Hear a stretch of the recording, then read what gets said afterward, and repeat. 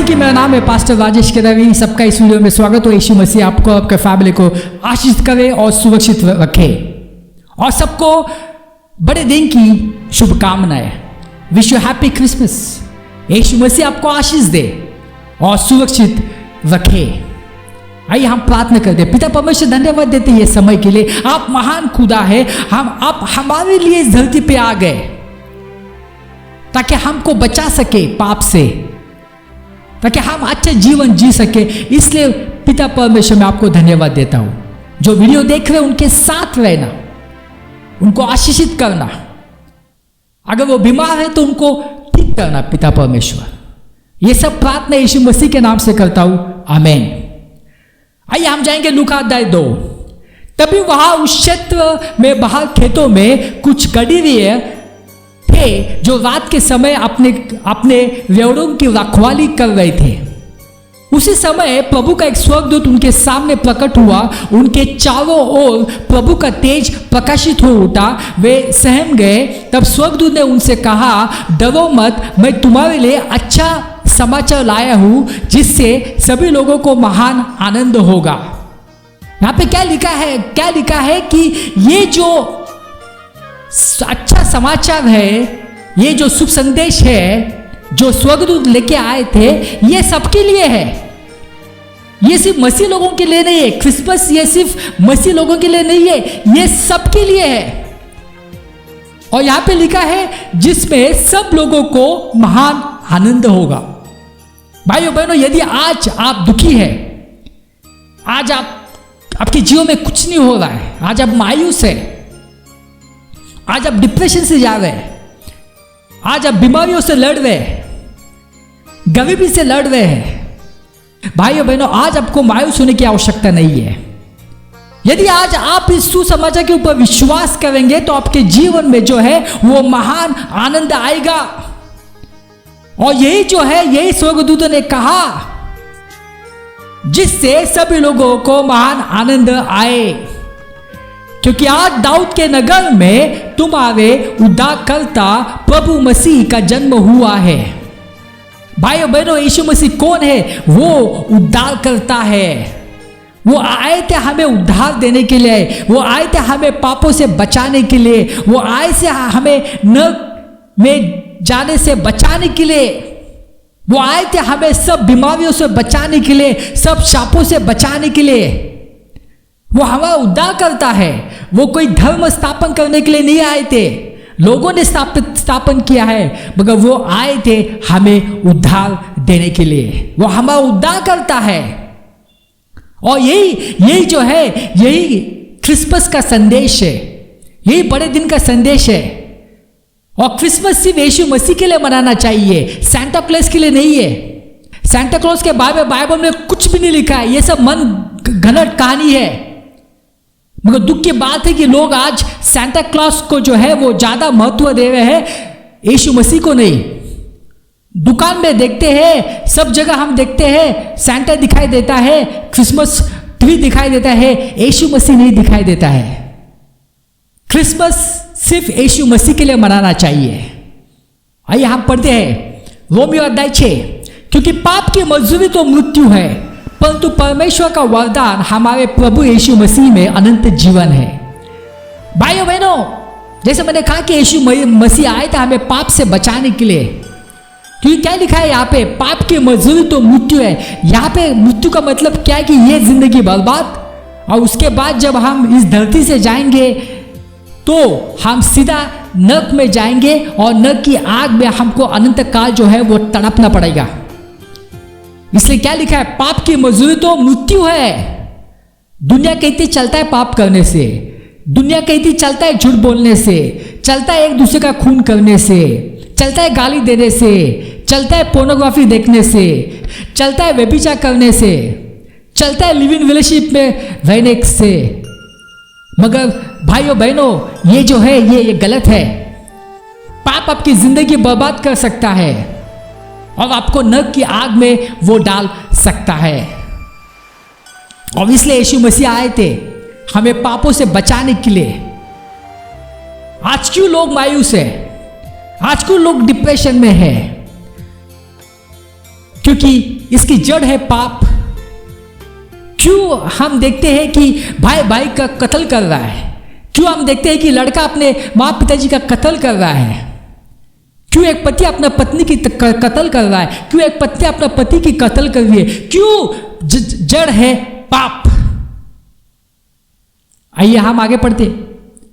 पहला पत्रस अध्याय 2, वो आप ही हमारे पापों को अपनी देह पर लिए हुए क्रूस पर चढ़ गया, जिससे हम पापों के लिए मर के धार्मिकता के लिए जीवन बिताए।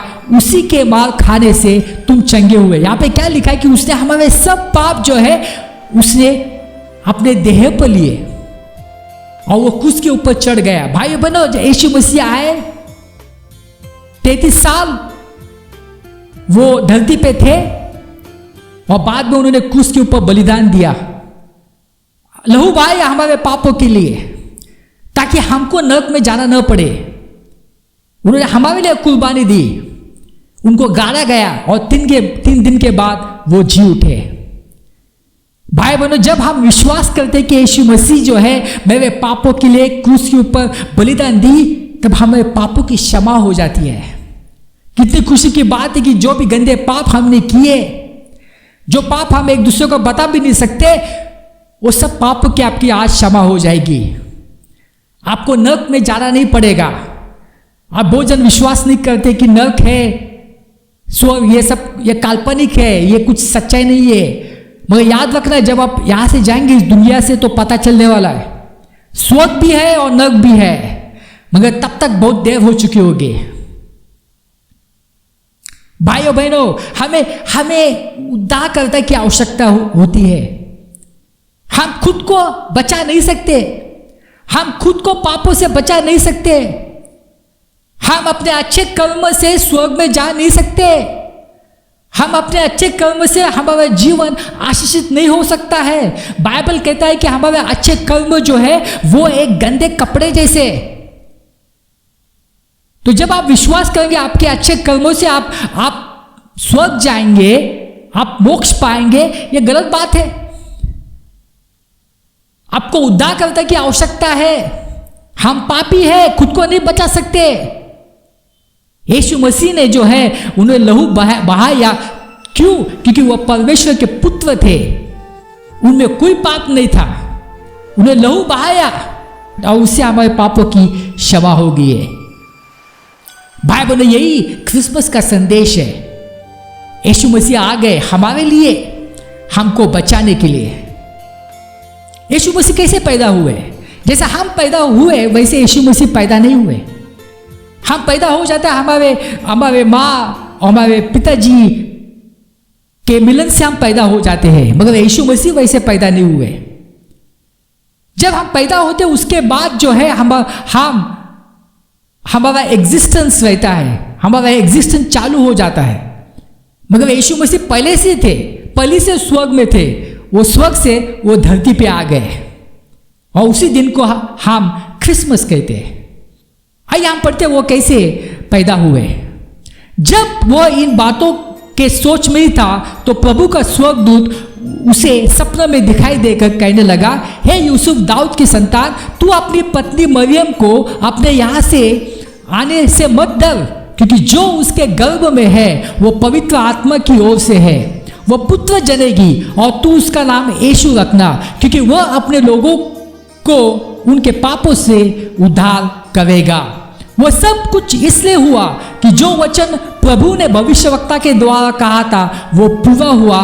देखो, एक कुंवारी गर्भवती होगी और एक पुत्र जनेगी और उसका नाम इमैनुएल रखा जाएगा, जिसका अर्थ यह है परमेश्वर हमारे साथ है। भाई बहन, आपको पता चला यीशु मसीह कैसे पैदा? वो पवित्र आत्मा के सामर्थ्य से पैदा हो गए। और यहाँ पे लिखा है कि परमेश्वर हमारे साथ है। परमेश्वर आपके साथ है। आपको मायूस होने की आवश्यकता नहीं है, आपको डिप्रेशन में जाने की आवश्यकता नहीं है, आपको खुदकुशी करने की आवश्यकता नहीं है, क्योंकि परमेश्वर आपके साथ है और परमेश्वर के लिए सब कुछ संभव है। जो भी समस्या से हम जा रहे हैं वो समस्या से हमको निकलने की ताकत रखता है। आइए आगे पढ़ते हैं। हम जाएंगे मत्ती 2। हेरोदस जब राज कर रहा था, उन दिनों यहूदियों के बेथलेहम में यीशु का जन्म हुआ। कुछ ही समय बाद कुछ विद्वान पूर्व से यरूशलेम आए। उन्होंने पूछा, यहूदियों का नवजात राजा कहाँ है? हमने उसके सितारों को आकाश में देखा है, इसलिए हम पूछ रहे हैं, हम उसकी आराधना करने आए हैं। यही जो है मसीह क्रिसमस है, उसकी आराधना करना। भाई बहनों, यहां पे जो है वो 3 विद्वान आए थे, और बाइबल और भी आप पढ़ेंगे तो वो जो है ये 3 राजा थे, और वो पूर्व से आए थे। हो सकता है कि वो ईरान से आए होंगे, इराक से आए होंगे, सऊदी अरेबिया से आए होंगे, टर्की से आए होंगे, मालूम नहीं। मगर एक का नाम जो है, उनका नाम भी दिया है बाइबल में, एक का नाम है बेल्तशस्सर। तो बेल्तशस्सर ये जो है ये नाम पर्शिया जैसा लगता है, तो हो सकता है कि ये सब पर्शिया से आए। और दानियल ने जो भविष्यवाणी की थी यीशु मसीह के बारे में, उस भविष्यवाणी को वो उनको मालूम होगा, और इसलिए वो जो है वो पूर्व से वो पहले यरूशलेम में आए। उनको लगा कि यरूशलेम में यीशु मसीह पैदा हुए, और उन्होंने जो है वो हेरोदेस राजा को पूछा कि कहाँ है वो जो यहूदियों का राजा है, कहाँ है जो जन्मा है यहूदियों का राजा। अभी हेरोदेस उस वक्त राजा था, वो तो बहुत ही चिढ़ गया, ये कौन है, मैं तो यहाँ हूं। मगर ये जो है उन्होंने कहा कि हम उसकी आराधना करने आए हैं। आगे बढ़ते हैं। वे फिर जब वो स्थान आया जहां वो बालक था, अभी वो यरूशलेम से वो बेथलेहम गए, तो सितारा उसके ऊपर रुक गया। जब उन्होंने यह देखा तो वे बहुत आनंदित हुए। तो बाइबल कहती है पुराने नियम में कि सितारों ने उनको मार्गदर्शन किया। तब उन्होंने देखा तो वे बहुत आनंदित हुए। वे घर के भीतर गए और उन्होंने उसकी माता मरियम के साथ बालक के दर्शन किए। उन्होंने साष्टांग प्रणाम करके उसकी उपासना की। भाइयों बहनों, यही तो क्रिसमस है। यीशु मसीह को प्रणाम करना, साष्टांग प्रणाम करना, उसकी उपासना करना, उसकी स्तुति करना, उसको आदर देना, यही जो है क्रिसमस है। फिर उन्होंने बहुमूल्य वस्तुओं की अपनी पिटारी खोली और सोना, लोबान और गंधरस की उपहार उसे अर्पित किए। अभी ये जो राजा थे, उनको मालूम है जब राजा दूसरे राजा को मिलने जाता है तो जो है वो उपहार लेके जाता है, क्योंकि ये जो बालक है वो राजाओं का राजा है, वो मसीहा है। अभी उन्होंने जो है अलग अलग 3 उपहार लेके गए। सोना, ये क्या दर्शाता है कि यीशु मसीह राजाओं के राजा है। लोबान कहाँ पे इस्तेमाल होता है? परमेश्वर के आराधनालय में उसका इस्तेमाल होता है। इसका मतलब है कि यीशु मसीह की आराधना होगी। और गंधरस, उसका इस्तेमाल कहाँ पे होता है? मृत्यु जो शरीर जो होता है उसके ऊपर लगाते हैं ताकि वो बास नहीं आए, सुगंध आए।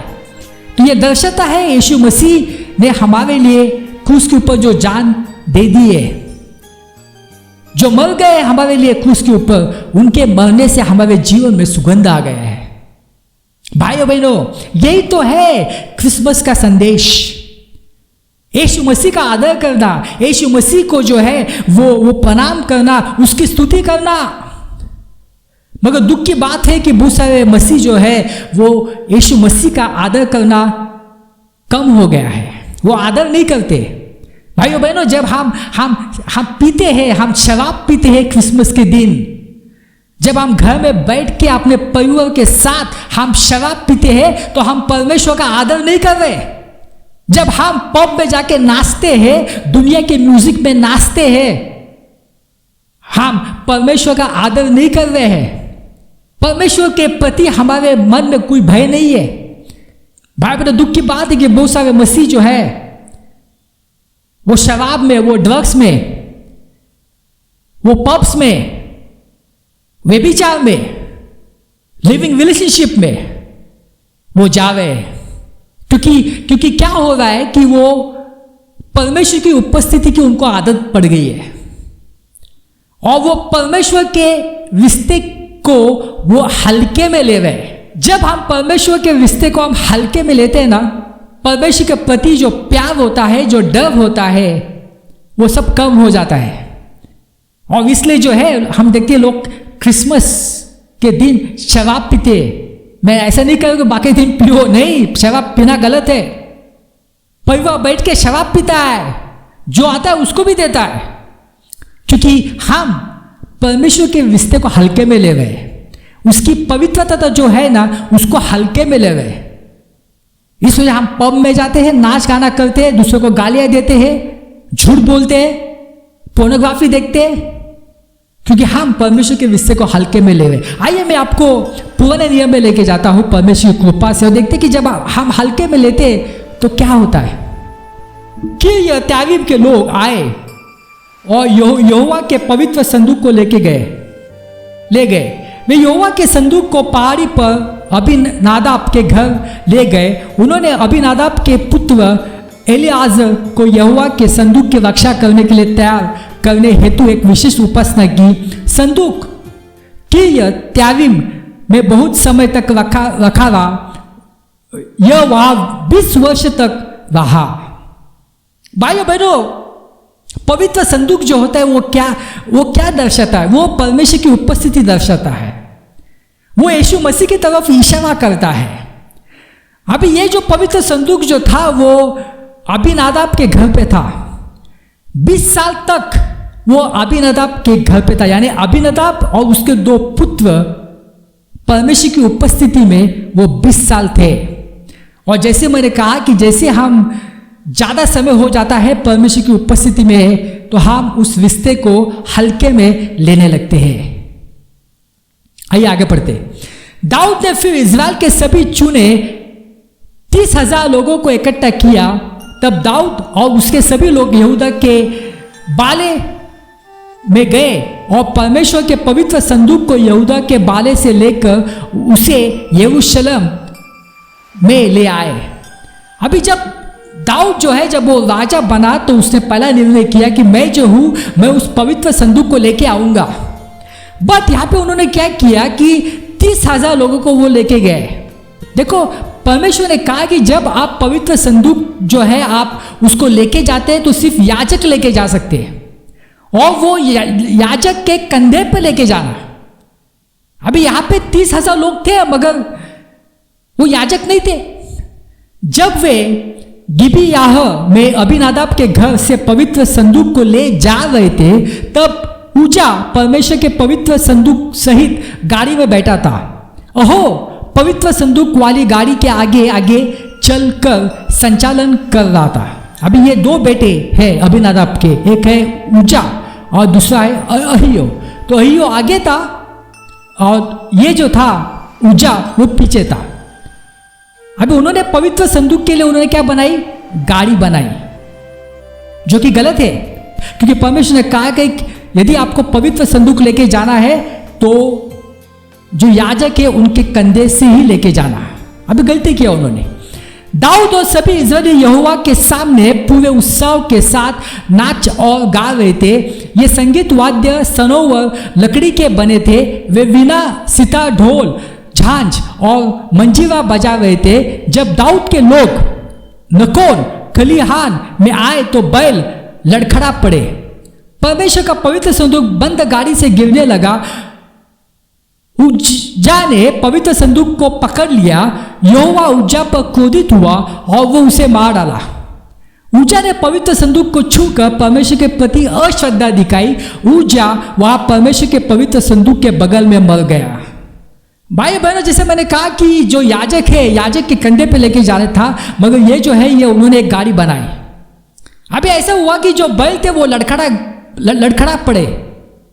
देखो, सिर्फ बैल लड़खड़ा पड़े, मगर कुछ हुआ नहीं है। तो भी ये उज्जा ने क्या किया? उस पवित्र संदूक को हाथ लगाया। परमेश्वर ने कहा है कि जो पवित्र संदूक है उसको हाथ मत लगाओ। उसने हाथ लगाया। उसको लगा कि ये जो है पवित्र संदूक ये गिर जाएगा, बाइबल ने यहाँ पे लिखा है कि उज्जा ने पवित्र संदूक को छूकर परमेश्वर के प्रति अश्रद्धा दिखाई और उसका अंजाम बहुत बुरा हुआ। क्यों ऐसे किया उज्जा ने? क्योंकि देखो, पवित्र संदूक उनके घर में 20 साल था, तो वो आदी हो चुके थे परमेश्वर की उपस्थिति थे। और जब हम परमेश्वर की उपस्थिति के आदी हो जाते हैं तो हम परमेश्वर के रिश्ते को हल्के में लेने लगते हैं। तो वो परमेश्वर का जो संदूक है उसको हल्के में लेने लगे, उसकी पवित्रता को हल्के में लेने लगे। भाइयों बहनों, वैसे होता है। हम जो है, हम जब परमेश्वर की उपस्थिति की हमें आदत हो जाती है,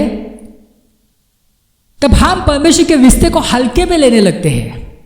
और जब हल्के में लेने लगते हैं तो परमेश्वर के प्रति प्यार, परमेश्वर के प्रति आदर, परमेश्वर के प्रति भय, वो सब जो है वो सब चला जाता है। भाइयों बहनों, जब नई शादी होती है तो पति जो होता है वो पत्नी के लिए कुछ भी त्याग करने के लिए तैयार हो जाता है। जो ऑफिस से आता है तो उसको घुमाने के लिए बाहर लेके जाता है, अलग अलग होटल्स में लेके जाता है, मॉल्स में लेके जाता है, मूवीज में लेके जाता है, सभी जगह लेके जाता है। वो उसको खुश करना चाहता है।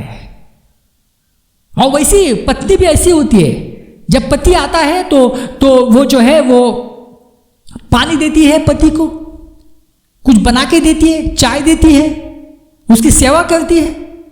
मगर जैसे दिन बीतते जाते हैं, 5 महीना, 6-7 महीना, तो क्या हो जाता है कि हम रिश्ते को हल्के में लेने लगते हैं।